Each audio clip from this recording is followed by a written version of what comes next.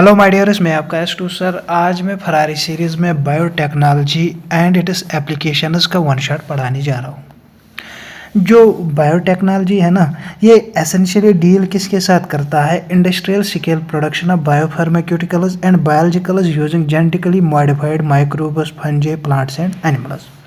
जो बायोटेक्नोलॉजी के एप्लीकेशंस है ना, उसमें क्या क्या आता है? थेरेपेटिक्स आता है, डायग्नोस्टिक्स आता है, genetically modified crops for agriculture, processed food, bioremediation, waste treatment and energy production. ये है एप्लीकेशंस किसकी? बायोटेक्नोलॉजी की। देखो, 3 क्रिटिकल रिसर्च एरियाज है बायोटेक्नोलॉजी के। क्या क्या है? Providing the best catalyst in the form of improved organism, usually microbe और प्योर एंजाइम। जो दूसरा है वो क्या है? वो creating optimal conditions through engineering for a catalyst to act. जो तीसरा है वो क्या है? वो है down streaming processing technologies to purify the protein और ऑर्गेनिक कंपाउंड। अब हम बात करेंगे किसकी? Biotechnological applications in agriculture.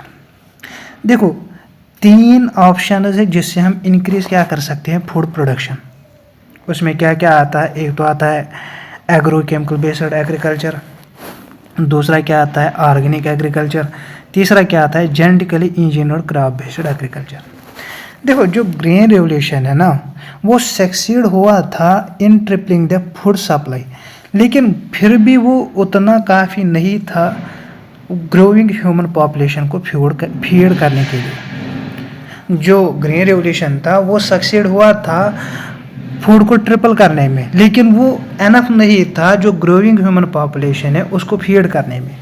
Increased yields have partly been due to the use of improved crop varieties, but mainly due to the use of better management practices and use of agriculture fertilisers and pesticides. देखो क्या है, जो increased yields है ना, वो मतलब increase तो yields, जो इम्प्रूव्ड क्रॉप वेराइटीज़ है उनको इंक्रीज मतलब हम कर सकते थे। कैसे हम कर सकते थे? फर्टिलाइजर्स और पेस्टिसाइड्स के मतलब के थ्रू। लेकिन जो फार्मर्स है ना, उनके लिए वो बहुत ही मुश्किल है, बहुत ही एक्सपेंसिव है उनको ख़रीदना, क्योंकि आप लोग को पता ही है डेवलपिंग कंट्री जो होती है ना, उसमें बहुत ही ज़्यादा मुश्किल है एक फार्मर के लिए इन पेस्टिसाइड्स को ख़रीदना, इन फर्टिलाइज़र्स को ख़रीदना। इसीलिए मतलब ये वो मतलब इनके लिए वो अच्छा ज़रिया नहीं है। कौन? ये जो फर्टिलाइजर्स और पेस्टिसाइड्स हैं अपने क्रॉप्स को इंक्रीज़ कराने का।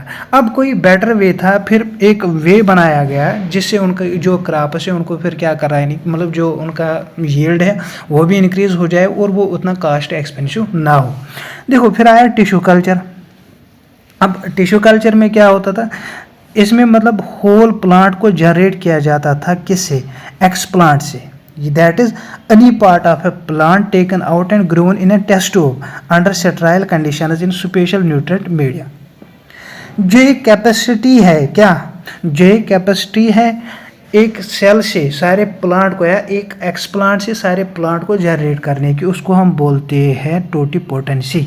वो कैपेसिटी जिससे होल प्लांट को जनरेट किया जाता है किससे? फ्रॉम एक्सप्लांट या एक सेल से, उसको हम बोलते हैं टोटिपोटेंसी।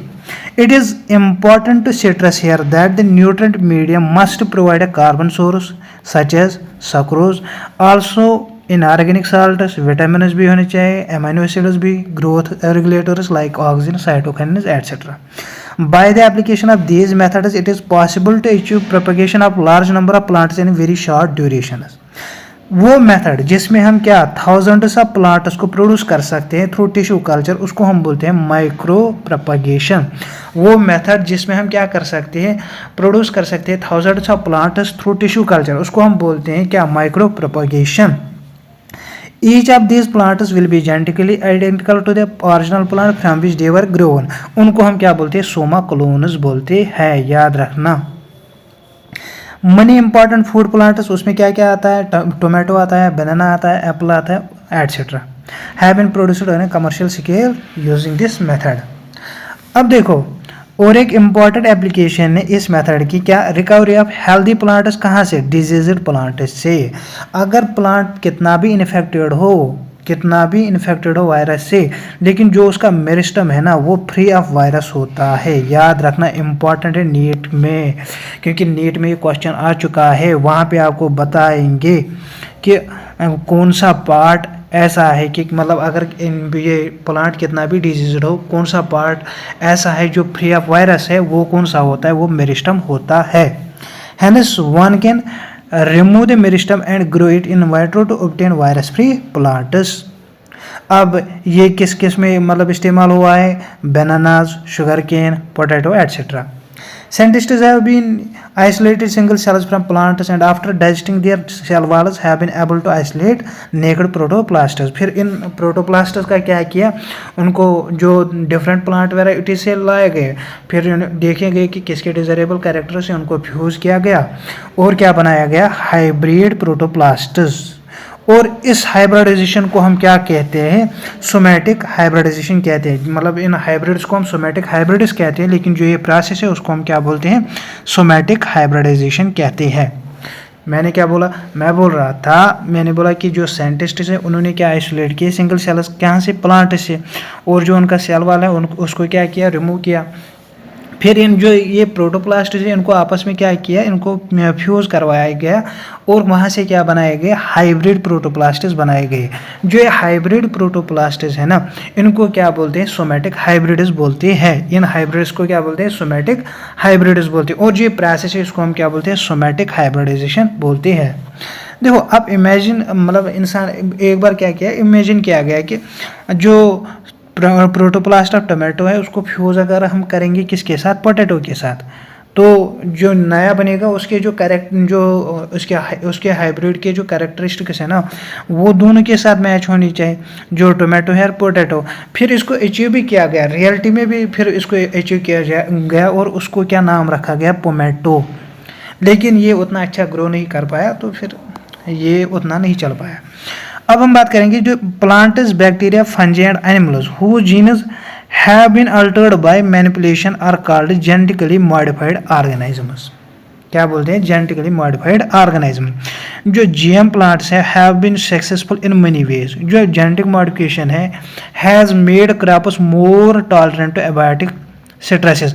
इन पॉइंट्स को याद रखना, या ये नीट में जरूर आएंगे, डेफिनेटली नीट में आएंगे और नीट में आ चुका भी है इससे question. Reduce reliance on chemical pesticides, pest resistant crops बनाने, help to reduce post harvest losses, increased efficiency of mineral usage by plants, this prevents early exhaustion of fertility of soil. और last वाला क्या है, enhanced nutritional value of food, that is golden rice, that is vitamin A enriched rice. वहाँ पे NEET में question आया था पिछले साल, विटामिन ए एनरिच्ड कौन है, वो कौन था, वो था गोल्डन राइस। याद रखना, जो गोल्डन राइस है वो क्या है, vitamin A enriched। GM has been used to create tailor-made plants to supply alternative resources to industries in the form of starches, fuels and pharmaceuticals। Some of the applications किसके, biotechnology के, in agriculture that you will study in detail are the production of pest-resistant plants। क्या, pest-resistant plants जो क्या करते हैं, which could decrease the amount of pesticide used। जो हम pesticide इस्तेमाल करते हैं उनका क्या कराना, डिक्रीज कराना। BT toxin is produced by bacterium, जिसको हम क्या बोलते हैं, बैसिलस थोराजेनेसिस। बीटी हम उसको शॉर्ट में कहते हैं। जो बीटी टॉक्सिन जीन है उसको क्लोन किया गया कहाँ से, बैक्टीरिया से, और उसको एक्सप्रेस किया गया किसमें, प्लांट्स में, ताकि वो क्या प्रोवाइड करे, resistance to insects without the need for insecticides, ताकि हमें इंसेक्टिसाइड्स की ज़रूरत ना पड़े। In effect created a biopesticide, इसने क्या प्रोड्यूस किया, बायोपेस्टिसाइड। एग्जाम्पल्स क्या है, Bt cotton, Bt corn, rice, tomato, potato और सोयाबीन एटसेट्रा। अब हम बात करेंगे किसकी, बीटी कॉटन की। Some strains of Bacillus thuringiensis produce proteins that kill certain insects, जिसमें क्या आता है, लेपिडोप्टेरन्स। इसके एग्जाम्पल्स क्या है, टोबैको बर्डवर्म और आर्मीवर्म। इसको मैंने उस टाइम अपने टाइम पे याद रखा था टॉल के निमोनिक से। टॉल, टी मतलब टोबैको बर्ड वर्म, ए मतलब आर्मी वर्म और एल मतलब लेपिडोप्टेरनस। क्योंकि ज़्यादातर ये याद नहीं रहता, फिर कन्फ्यूजन होता है कोलेप्टेरनस का लेपिडोप्टेरनस में कहते हैं और डिप्टेरनस का कोलेप्टेरनस में कहते हैं, इसलिए ये याद रखना, टॉल याद रखना। टॉल से मतलब क्या है, टी का मतलब होता है टोबैको बर्ड वर्म, ए का मतलब आर्मी वर्म और एल का मतलब लेपिडोप्टेरनस। और कोलेप्टेरनस में क्या आता है, बीटल्स। और डिप्टेरनस को आप ऐसे याद रख सकते हो, DM fly, DM fly. Fly तो पता ही है, फ्लाई क्या है, ये फ्लाइज, ये तो पता ही है। और एम मतलब मस्किटोज, डी मतलब डिप्टेरनस। इसको ऐसे याद रख सकते हो, अगर ट्रिक याद रखोगे तो याद रखना, क्योंकि क्वेश्चन आ सकता है नीट में। Bacillus thuringiensis forms protein crystals during a particular phase of their growth. जो ये क्रिस्टल्स है ये कंटेन करते हैं एक टॉक्सिक इंसेक्टिसाइडल प्रोटीन। ये प्रोटीन क्यों किल नहीं करता बैसिलस को? एक्चुअली जो ये बेटी टॉक्सिन प्रोटीन होता है ना, ये एग्जिस्ट करता है एज इनएक्टिव प्रोटॉक्सिनस।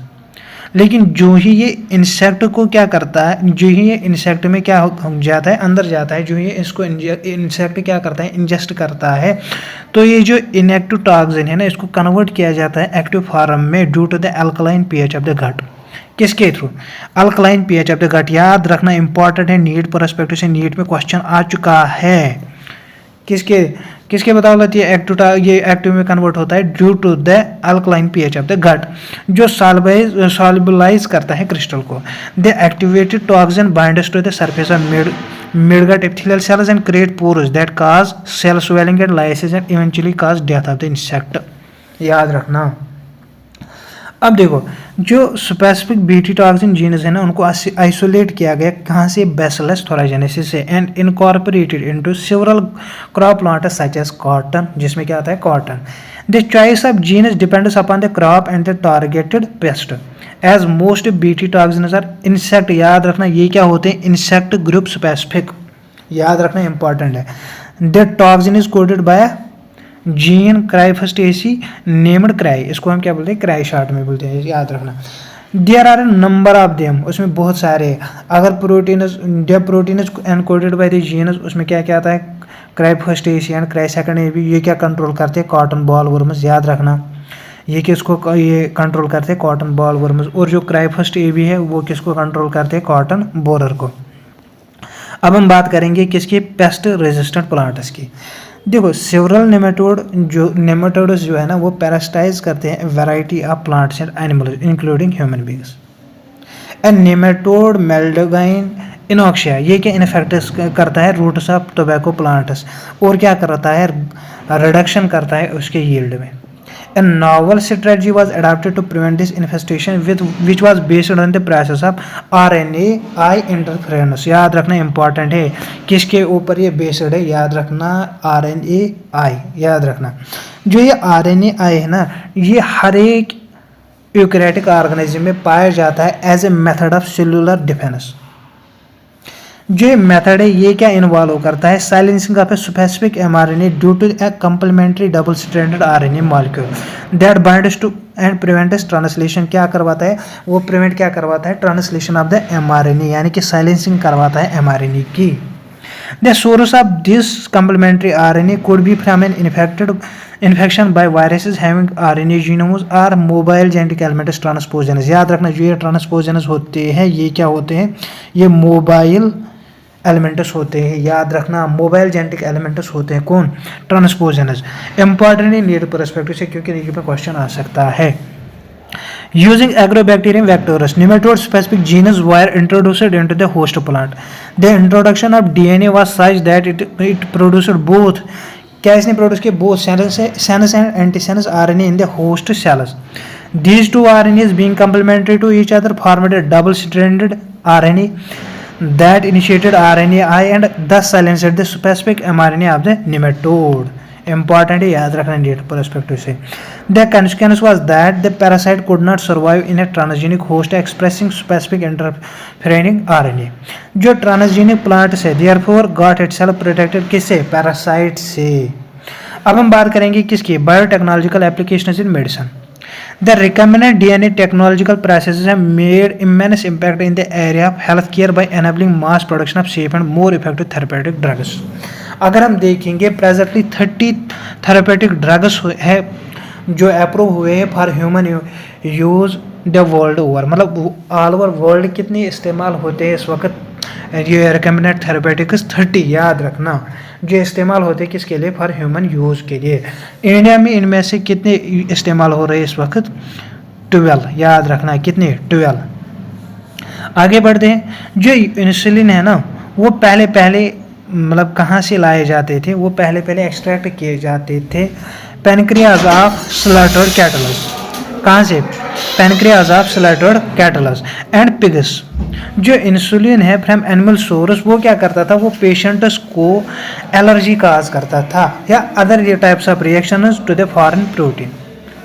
जो इंसुलिन है वो बना हुआ है 2 शॉर्ट पेप्टाइड चेन्स का, एक तो चेन ए दूसरा चेन बी, जो आपस में लिंक्ड होते हैं बाय डाइसल्फाइड ब्रिजेस। याद रखना इंपॉर्टेंट है नीट परस्पेक्टिव से, नीट में क्वेश्चन आ चुका है इसके ऊपर। इन मैमल्स जिसमें कौन आते हैं, ह्यूमन्स भी आते हैं। Insulin is synthesised as a pro hormone, insulin को सिंथेसाइज क्या किया गया है, as a pro hormone, like a proenzyme the prohormone also needs to be processed before it becomes a fully mature and functional hormone, जो क्या contain करता है इन extra secretary जिसको हम सी पेप्टाइड बोलते हैं। इसके अलावा क्या होता है, इसको एक एक्स्ट्रा सेक्रेटरी भी होती है जिसको हम क्या बोलते हैं, सी पेप्टाइड बोलते हैं। यहाँ पे आप देखो ये है प्रो इंसुलिन, इसमें ये देखो ये है सी पेप्टाइड, और ये जो है ये इंसुलिन, ये यहाँ पे ये देखो ये बी टाइप है, ये फ्री सी पेप्टाइड है जो यहाँ पे है, और ये क्या है, ये है ए पेप्टाइड, जो ये है ए पेप्टाइड।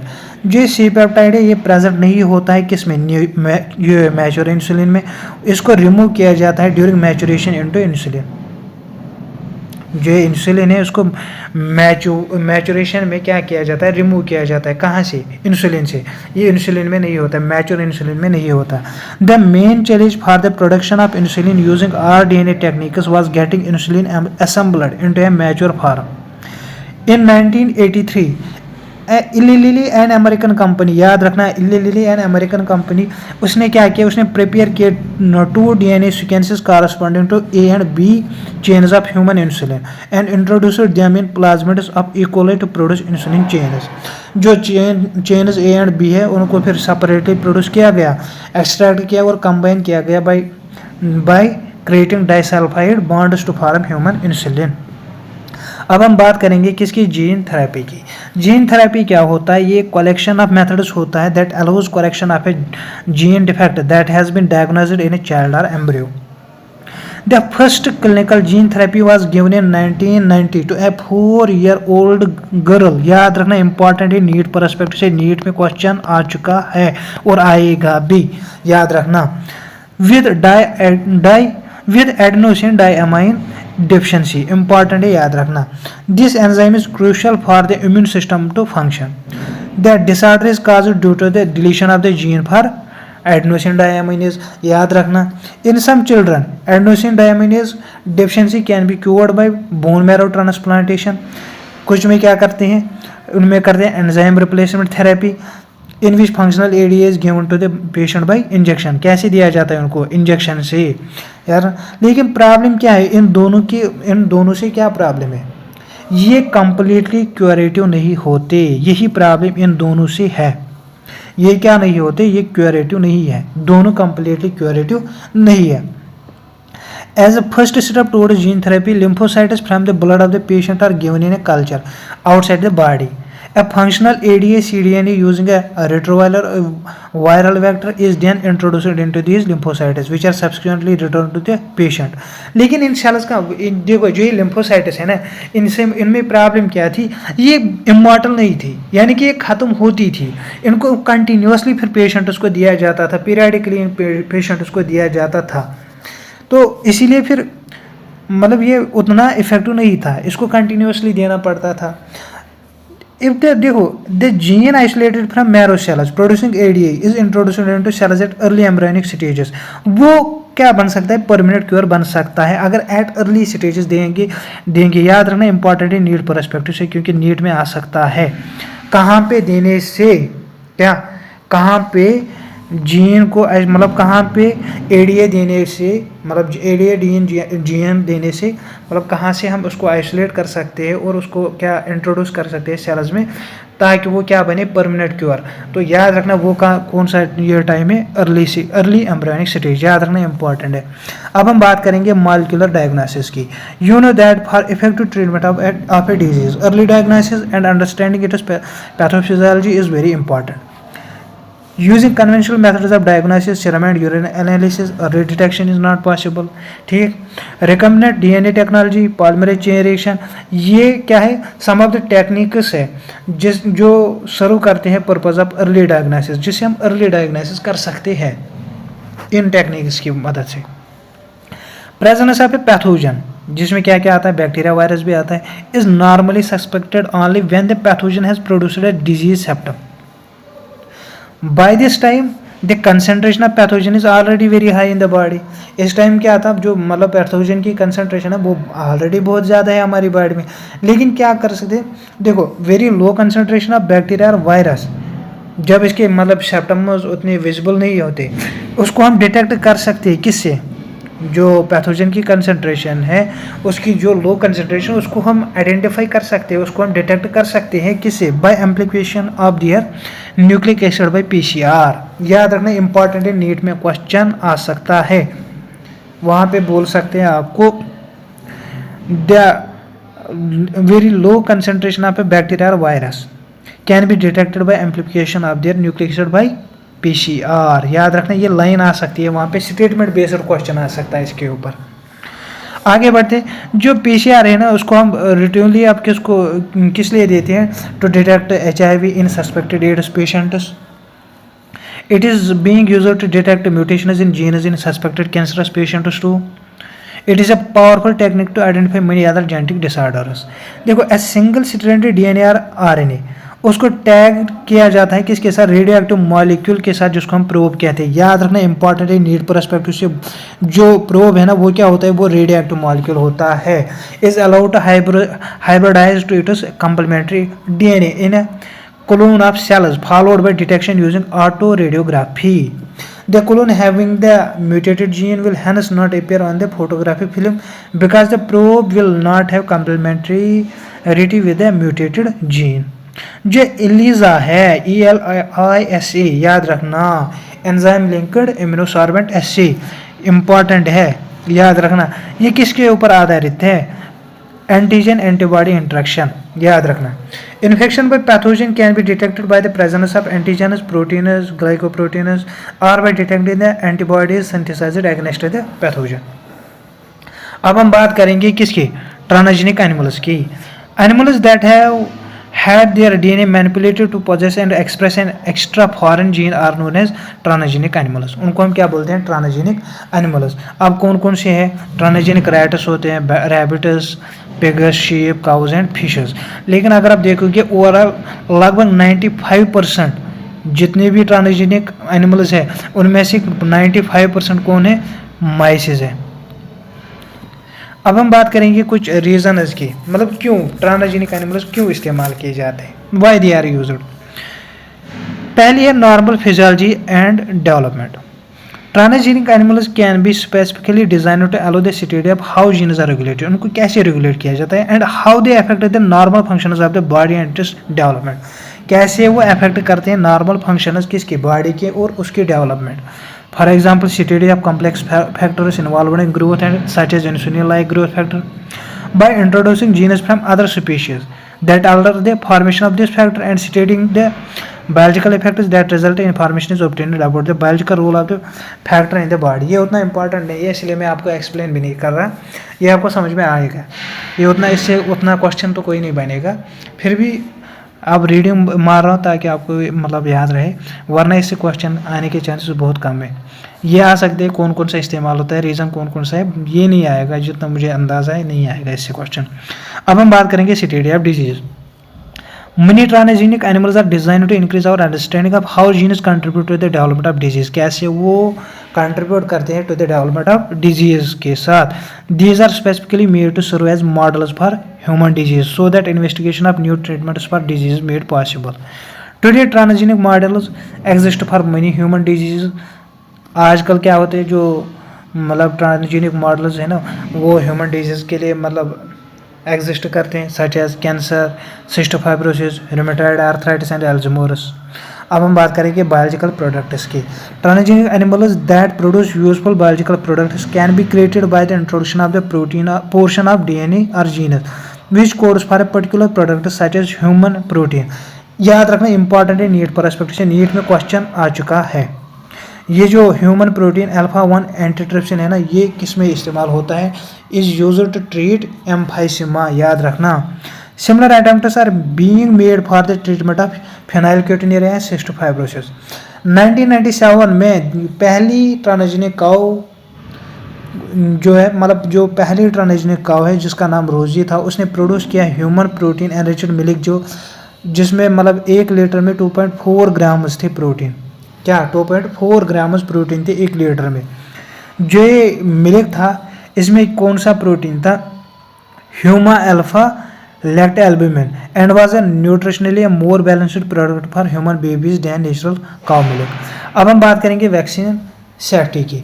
जो transgenic mice are being developed for use in testing the safety of vaccine before they are used on humans. अगर माइसिस में मतलब अगर ये माइसिस पे क्या टेस्ट मतलब ठीक लगा कि ये इन पे मतलब असर ठीक इसने किया तो फिर इसको रिप्लेस किया जाता है बाय मंकीज। अगर उनका भी ठीक लगा तो फिर इनको इंसानों पे क्या इस्तेमाल किया जाता है, उससे पहले नहीं किया जाता। अब हम बात करेंगे किसकी केमिकल सेफ्टी टेस्टिंग की। This is known as toxicity और safety testing. This procedure is same as that used for testing toxicity of drugs. जिस तरह ड्रग्स की टॉक्सिसिटी को टेस्ट किया जाता है उसी तरह ये भी सेम ही है। Transgenic animals are made that carry genes which make them more sensitive to toxic substances than non-transgenic animals. They are then exposed to the toxic substances and the effect is steadier. Toxicity testing in such animals will allow us to obtain results in less time, ताकि हमें results less time में मिल जाए। अब हम बात करेंगे ethical issues की। The manipulation of living organisms by the human race cannot go on further without regulation. Some ethical standards are required to evaluate the morality of all human activities that might help or harm living organism. देखो India government ने फिर setup की organisation जिसका नाम क्या था गेक GAC genetic engineering approval committee, जो फिर डिसीजन बनाती थी कि क्या कोई क्रॉप रखना है कि नहीं रखना है, मतलब ये ठीक है ये विएबल है मतलब ये फिजिबल है कि नहीं है, ये हमारी सोसाइटी के लिए बेटर है कि नहीं है। अगर वो बेटर लगता तो वो इसको अप्रूव करते, अगर नहीं तो फिर उसको क्या करते थे, उसको फिर वो डिस्कार्ड कर देते थे। आगे बढ़ते हैं। अब हम देखो जो राइस है ना ये एक इम्पॉर्टेंट फूड ग्रेन है। The presence of which goes back thousands of years in Asia's agriculture history. There are an estimated 2 lakh varieties of rice in India alone. याद रखना 2 lakh varieties of rice India में पाई जाती है। The diversity of rice in India is one of the richest in the world. याद रखना जो basmati rice है ना वो डिस्टिंक्ट है कि for it is unique aroma and flavour, उसका जो फ्लेवर और अरोमा है वो उसको क्या बनाता है, अलग बनाता है बाकियों से। And 27 documented varieties of basmati are grown in India. कितने 27 डॉक्यूमेंटेड वेराइटीज बासमती की ग्रो की जाती है इंडिया में। There is reference to basmati in ancient texts, folklore and poetry as it has been grown for centuries. 1997 में एक अमेरिकन कंपनी आई जिसने patent rights लिए किस पे, बासमती राइस पे, through the US patent and trademark office. इन्होंने क्या किया, इन्होंने कंपनी को अलाउ किया वो सेल करे किसको, न्यू वैरायटी ऑफ बासमती को, किसमें US में और अब्रॉड में। This new variety of basmati had actually been derived from Indian farmers variety. जो इंडियन बासमती है ना उसको क्रॉस किया गया किसके साथ, सेमीड्वार्फ वैरायटीज़ के साथ। इंपॉर्टेंट है, याद रखना नीट में क्वेश्चन आएगा, आ चुका नहीं है पता नहीं आ चुका है, शायद आ चुका भी है इसमें, लेकिन इसमें नीट में क्वेश्चन ज़रूर आएगा क्योंकि ये अब वहाँ पे बताएंगे आपको जो इंडियन बासमती है उसको किसके साथ क्रॉस किया गया था, उसको सेमीड्वार्फ वैरायटीज़ के साथ क्रॉस किया गया था। and claimed as an invention or a novelty. The patent extends to functional equivalent implying that other people, जो बाकी लोग हैं उस जो सेल बासमती राइस जो सेल करते हैं बासमती राइस को, वो उनको रिस्ट्रिक्ट करते हैं, उनको वो क्या रोकते हैं उससे, मतलब उसको सेल करने से, जो इस पेटेंट के according. Several attempts have also been made to patent uses products and processes based on Indian traditional herbal medicine. For example जिसमें क्या क्या आता है, टर्मरिक और नीम आता है. अब बात हम करेंगे बायोपायरेसी की.